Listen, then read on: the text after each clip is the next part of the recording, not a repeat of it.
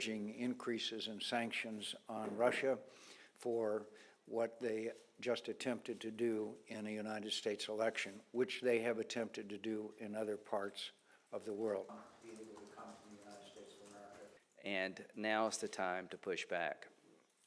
One thing I think will happen early next year is that there will be new sanctions introduced in the Senate and the House to punish Russia for interfering in our elections.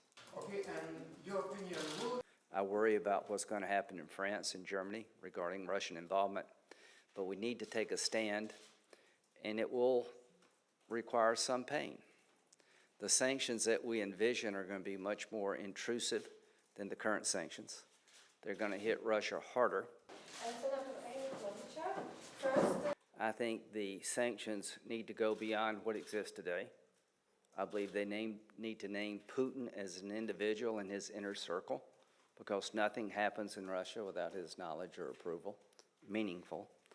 So I believe there'll be bipartisan support for new sanctions that go into sectors not covered by existing sanctions, I hope, like energy. As you know, the administration is soon to roll out what I hope will be some tools that can be used either immediately or by the next administration to respond more effectively to cyber attacks. I am very supportive of what President Obama is doing this week.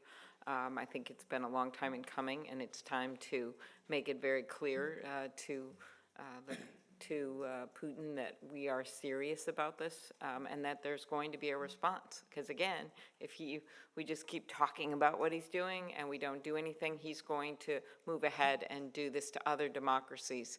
And we have elections coming up in Europe, as you know, in Germany, in France, and other incredibly important democracies.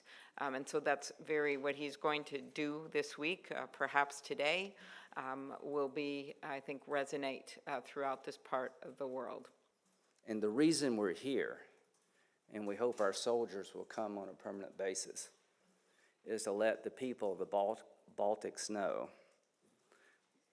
that we share your values, that we are willing to help you.